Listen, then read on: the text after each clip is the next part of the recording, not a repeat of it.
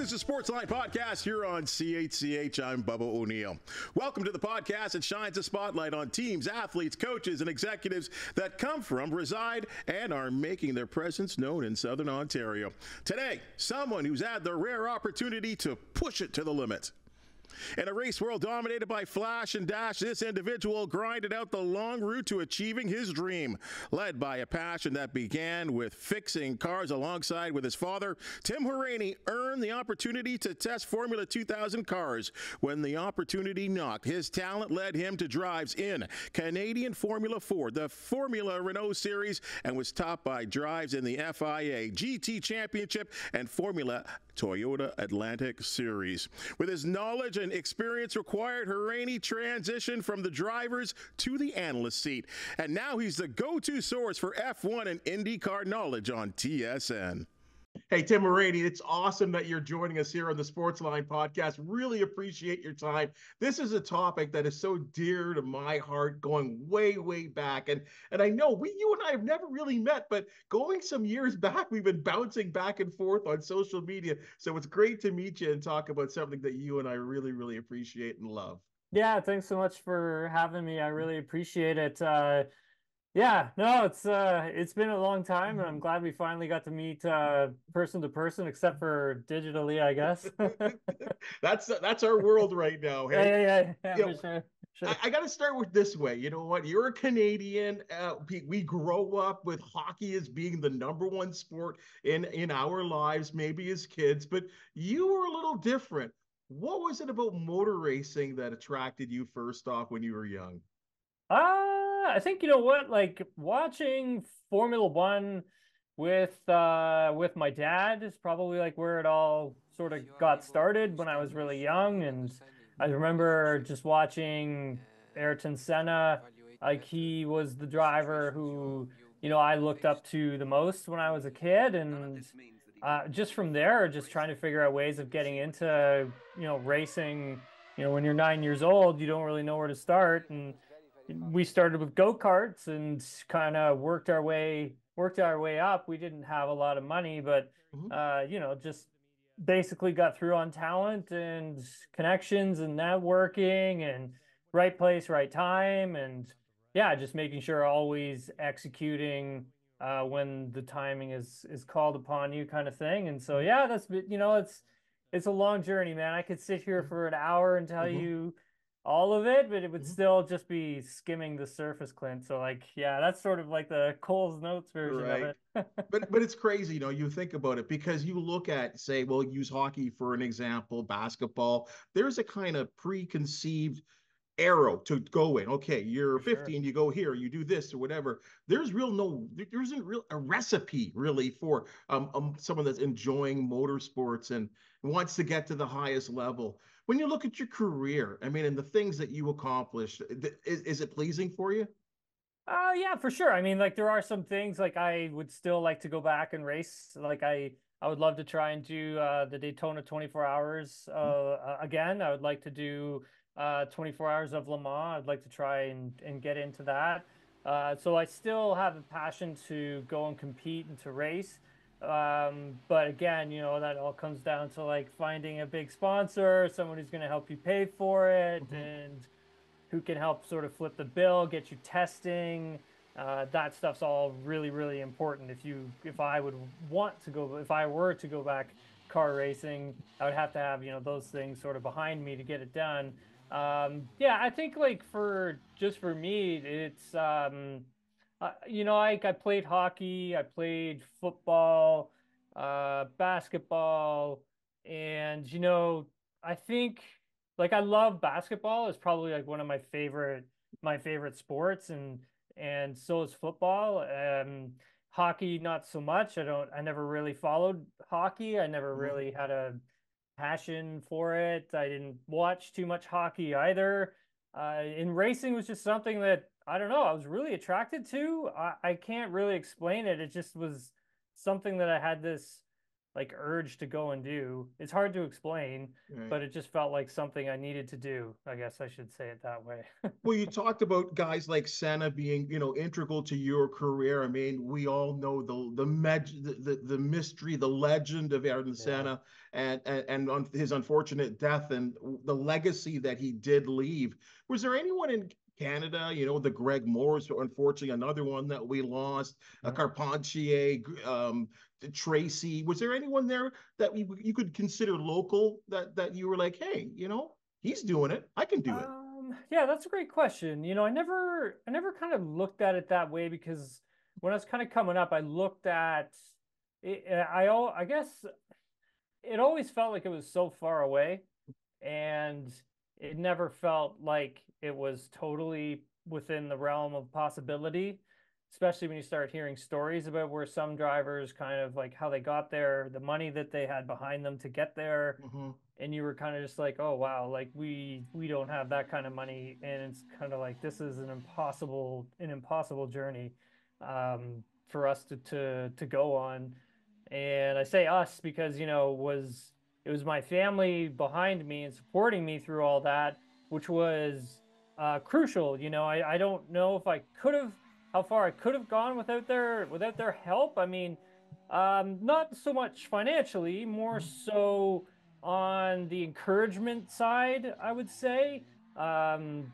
Financially, they did everything they could. It nowhere near like we never had money that like the folks we raced against. We just did Right. not have that kind of money. So I was fortunate to get on teams that had sponsorships and things of that nature. But like I would say when I looked at Patrick Carpentier, Tagliani, Tracy, Greg Moore. But I kind of was like, wow, they got in through the players program back in the day. That was a huge program for Yes, it was. younger drivers, and we don't have anything like that in Canada anymore. And that was a huge pipeline for young talent in this country to get into motorsports and to make their way. I mean, if it wasn't for players, I mean, who's to say, Jacques Villeneuve gets to Formula One, and Wow. who's to Yeah. say that like Paul Tracy goes on to win a Champ Car championship, and who's to say that Patrick Carpentier even gets the IndyCar, or Champ Car, I guess I should say. So it's something like that I think we desperately need in our country again because there's a lot of talent that is here. It's motorsports is really difficult, but like I guess to go back to your question, the only drivers who who were up there who really helped, I would say, were probably the likes of Oriol Servia, Oh. and Max Pappas was Mm-hmm. really very helpful. And that's pretty much it. Like those were for me, those guys were really helpful for me. They're incredibly accomplished drivers in Yeah. IndyCar and Champ Car, as you would say. I gotta go real basic with you, okay? For most of us, and most of us that are listening and watching here on this podcast, we're told to drive 100 kilometers, and sometimes we got the opportunity to go 110. Well, some of us go a little bit more, maybe 120 to try and stay awake to keep up with the traffic. What's it like driving beyond 120 kilometers hour? Because you've reached some high speeds in some of the cars that you've been fortunate to drive. What's that feeling of speed? It's definitely a rush. Like it's a rush of adrenaline. There is no question about it. I think like the biggest thing that you notice is when you go from when you move up formulas. So when you're in, let's just say, I'll use myself for an example. When you're in like Formula Renault, and then you take a step and you go to Champ Car Atlantics, which was Indy Lights or Indy Next now as they call it. That gap between speed is really big. It's a big gap to jump. And so at the beginning, it's very daunting, and it's very like, oh my God, like how am I supposed to like handle this machine and wring its neck and put it on the limit when like I hit the accelerator and my brains are being blown to the back of my skull, and it's like, how am I supposed to do this? And eventually you in practice testing, which is so crucial for a driver, that's where you sort of start to build the confidence. You understand the machinery. You start to sort of inch towards the boundaries of what it can do. And then you kind of find out what you can do as a human. And then you have to find a way of overriding some of the things that you think aren't possible. So you kind of have to push through that. You have to find a way of getting around what your brain's telling you, because your brain will be like, nope, that's not possible. It's like, well, physics say it is. And then you kind of got to have this conversation with yourself, like, no, can do this. Got to do it. We want to make this a career. We got to do this. Got to, you got to push yourself, and you find different ways of motivating and getting the best from yourself to, go flat out through a corner where you don't think a car can handle it. And you've got to understand that once you do it once, you can do it every other time from then on. It's convincing yourself to do it once, because once you do it once, it's scary as hell. But then you get the confidence because the car can do it. So then once you understand the car can do it, then it becomes a little bit, I don't want to say easier, but you're able to get there a little bit more. And aggression is very helpful. Like, you have to be aggressive. And I would say, like football and basketball, like, you pick and choose your moments to be aggressive, but in a race car, you always have to be like at that limit of aggression. Like, it has to be very high. And I always tell drivers it's better for you to be over aggressive than under aggressive, because with an over aggressive driver, you can always sort of rein them in a bit. Right. With an under aggressive driver, it's hard to get them there. And the neat thing is too, you're doing it all with that mindset of that there can be a dangerous situation that happens. How do you get over that? Or do you ever get over that? It's a great question, and I get it a lot. As for me, I never think about it, because I don't believe that it's going to happen to me, and I don't think that anything can happen to me. And if it does, it does, but that's out of my control. What's in my control is my performance. What's in my control is what I do with the car, and what's in my control is, focus, concentration, and those things. When you have an accident, you always want to understand why you had it, and you always want to learn from the incident, because if you don't know why an accident occurred, then you're in trouble, because then you start to lose the confidence within the car, and that leads to yourself, and that is a downward spiral and can definitely take you out of a season. So let's get a crash. You have a crash, you understand why you had the crash, and then once you understand why you had the crash, then it's no problem. Get back in the car as soon as possible and get back up to speed. And that's what you got to do. You got to be pretty forgetful about those things. They always say that short memory for, in all injuries, really, for sports, horse racing, you could go on and on. The craziest thing is, and I don't know if you forecasted this, you take this career and parlay it into a second career, and you're doing an amazing job. Thank you. Let's say that first off. What was that transition like? Wasn't easy.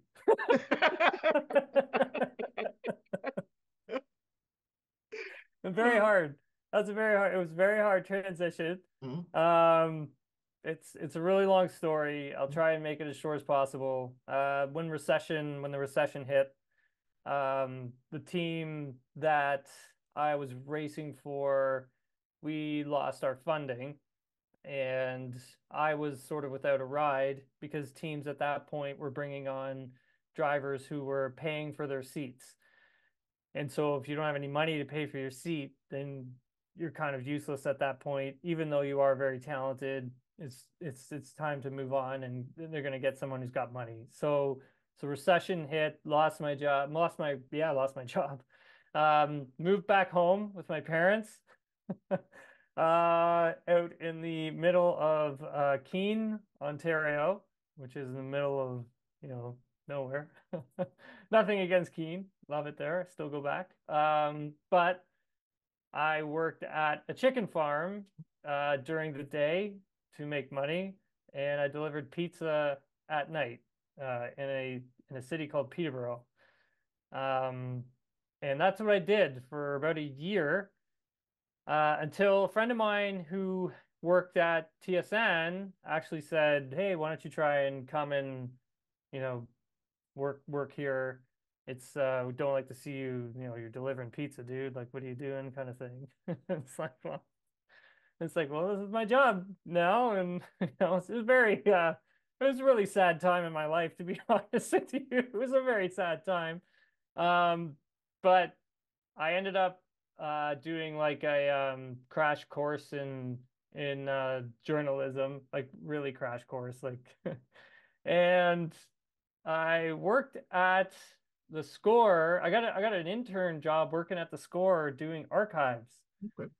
And from there, I transitioned over to TSN and I started doing like production, learning how to write scripts and learning how to edit, do sound stuff. And I was like, oh, wow, like I'm really learning a lot here. And they had Formula One. A lot of my contacts, connections, literally people who worked for me were now working in Formula One. And so it was, I could just basically ask them, like, what's going on? Like, what's going on in the paddock? Who's going where? What? Blah, blah, blah, blah, blah. Still kept in touch with everybody. And then on the side, while working at TSN, I was doing brand ambassador work for 2 car companies, making a little extra income on that side. And there was one day I was like going through Twitter, and this was around the time like Adrian Wojnarowski was doing Woj bombs, they're called. And I was like, wow, what a smart thing to do. Like, this guy's leveraging his contacts, people he knows, and he's really giving back to like the fans. He's got that insidery stuff. He's pulling back the curtain on the NBA. And I'm like, well, this is really fascinating. I'm like, I would love to try and do something like that. And TSN had Formula One. So I started putting together like stories based around Formula One, and I started pitching them to the executives, and they started understanding what they had. They were like, oh, wow, we actually have this. And it's interesting once they had somebody who could explain it to them and show them what was going on. And they're like, hey, how would you like to start working on Formula One a little more often? And I was like, that'd be great. And so they threw me a bone. I grabbed it, ran with it, and yeah, it's just has grown every single year that I've gotten to sort of do it. So certain aspects of the job have definitely changed, which is great because I'm always learning something different. And I'm now in front of the camera 100% of the time, where before I started off like way behind the camera, and I never even thought about that. I was just working at TSN to make a living, to pay my bills. I loved sports, and I thought, okay, well, I'll do that. I can do my car stuff on the side. They were good with me going and doing that. And then, yeah, once I saw they had Formula One rights and we started putting content together, it just sort of snowballed from there, Clint. It's a really long story. I tried to make it as condensed as possible, but no, it's an outstanding story, quite honestly, and it goes to show you about persistence and the fact that and you just, like I say, you went from the seat to holding a microphone, and right, but you have all that expertise that you had built up, the knowledge. You had contacts, which is a massive thing, especially for auto racing in this country where there are so few of you, right? Like, there's so few of you. So great capitalization. Was that Dan O'Toole that helped you out? Was that the guy that gave you a little push? There was a couple people behind the scenes that really were like very encouraging of being like, hey, you should definitely pitch these ideas and you should see where they go. And there was quite a few people who worked with inside TSN who were huge motorsports fans. And once they started to learn, who I was and my background, because I was pretty private about that. But once I started to sort of, get to know everybody, then I could start to tell them some people didn't believe me. They had to Google me, and then they finally learned who I was. And then, so it was stuff like that, that happened in there as well. It was pretty cool, I guess. But I think for me in particular, I just wanted to, I was in a place where I guess like oh God, I don't want to be so dramatic, but like my heart was broken because of how my career ended, and I didn't know how to sort of repair it, I guess I would say. And it took me a few years to sort of like understand of my accomplishments that I had done, come to the realization that I did something that not a lot of people in this world get to do. And I worked really hard at trying to do it. And I gave everything that I had to get to that point, which was very hard. It was a huge part of my life. I sacrificed to go and do it, university, college, time with friends, lost all that stuff. A lot of the guys I grew up with, I wish I could still have kept in touch with, but like you sort of lose them along the way because you're so engrossed and focused on trying to become a professional racing driver that, sometimes things like that happen, unfortunately. And so it for me, working at TSN, really looking at Formula One, that Woj stuff, and then just started like getting that passion for motorsports back and like the love for it, and remembering why I did what I did when I was like 9 years old was huge for me. That was massive. And I just wanted to share, I guess, my passion for the sport with everybody else, and get new fans on board and sharing people's love for and passion for motorsports in this country. So I guess that basically is where it sort of went to, I guess. Well, I think it's an amazing story, right? Because sometimes we got to hit rock bottom, right? Sometimes it happens, but I mean, you turned it into a major, major plus, and we watch the work that you do. Montreal, what a huge success that was. I mean, what a great race. You get the weather involved. You got different tire strategies going on. Amazing race. Did the right person win? Yeah, I would say, like, I mean, Verstappen's a deserving champion for sure, Clint. I mean, that is Max really just, wrestling away a win from two other drivers, actually more than that, probably three other drivers, potentially four, when you really break it all down. It was a great race, man. Like, almost five drivers competing for a win. I mean, this is what we've wanted for so long. Having this regulation and then starting the season with this regulation and thinking that Red Bull still had a huge advantage. When I was in Bahrain, I was a little nervous about this season being another sort of, walk away for Verstappen. But I didn't believe it. I didn't believe that these teams couldn't close the gaps. And I just didn't believe it. And so I thought, like, by the time we got to race 7, 8, I knew that teams were going to catch up. And I was a little sweating at the time, but thankfully they did and proved me right. But it's great to see, because now when we go to other races, we're not going to know who's going to win. I mean, Barcelona may be a Red Bull track, but from there on out, I mean, no one's going to know who's going to win.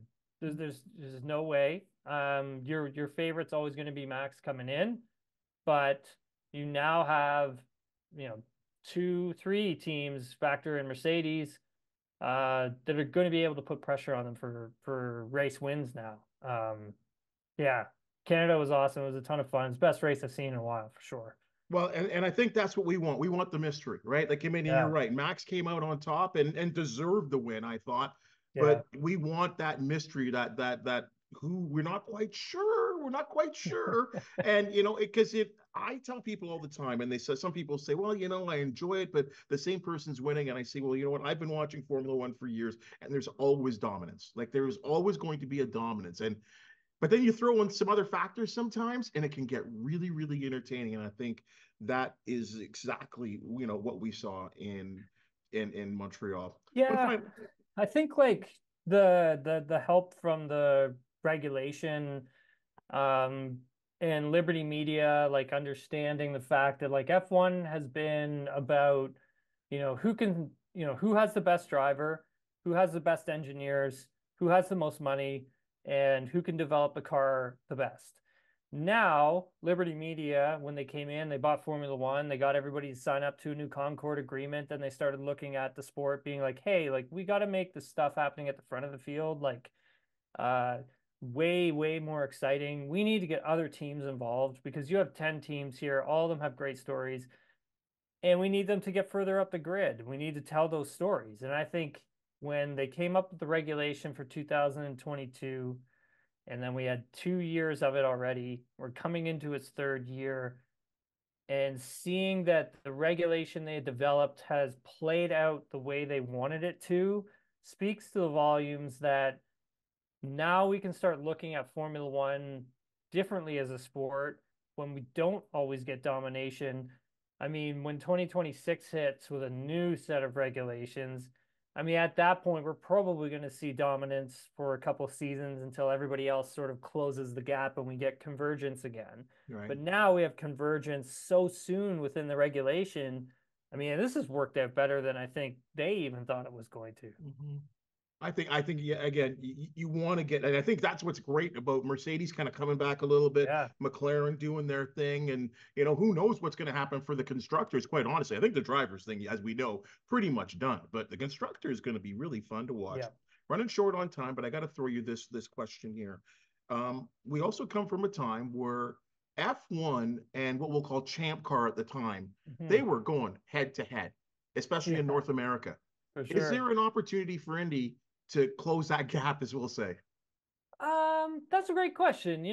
I would look at it. So if we look at, how do I want to compare this? So I would say they're probably, in terms of television viewership at the moment in the United States, they're on par with each other. I would say they're pretty equal in terms of the ratings. Sometimes IndyCar gets a little bit more, sometimes F1 gets a little bit more.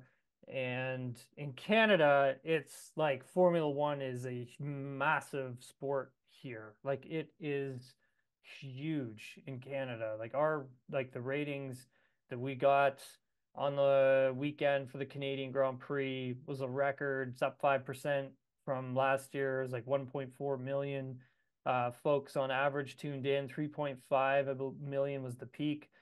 And then you take a look at what's going on down in the States, and that's around 1.7 million they have. And then you look at per capita, how many people we have in Canada compared to how many people live in the United States, and you can see that it is a much bigger sport here at the moment. I would say IndyCar is trailing behind for sure. Even though IndyCar is great racing, and I think drivers just as good, it's the fact that it's not like the people who run the Toronto Indy do a great job of promoting the Toronto Indy and getting that ready. I would say IndyCar could probably do a little more work up here as well to build its fan base, but they really focus on the United States. Well, I'll tell you, Tim, we look forward to your work. We look forward to obviously more races on TSN. I'll tell you something. For me, people, you see people that PVR the sport. I'm up. I love waking up early in the morning on a Sunday for a race, and obviously for qualifying. I know you do too. You there, and I think, like I said, we'll continue the little tweets back and forth, and when things are really exciting. But nonetheless, congratulations on all what you're doing. It was great to really catch up with you and understand where you've come from in this sport and what you're continuing to do and provide. It's only going to get bigger and bigger. Let's know that. Let's just see that right now, because Formula One especially is certainly riding a high. So nonetheless, though, thank you for joining us on the Sportsline Podcast. Really appreciate your time, fella. All right, Clint, thanks so much for having me. I really do appreciate it. There you go, yet another success story on the Sportsline Podcast. If you do know of an athlete, team, or event that deserves some attention, we're here for you. Look us up on many of CHCH's social media platforms, and while you're at it, please comment, subscribe, and blast that thumbs up button, because we do appreciate your feedback. For the outstanding minds and hands that make this Sportsline Podcast possible, thank you so much, and we'll see you next week.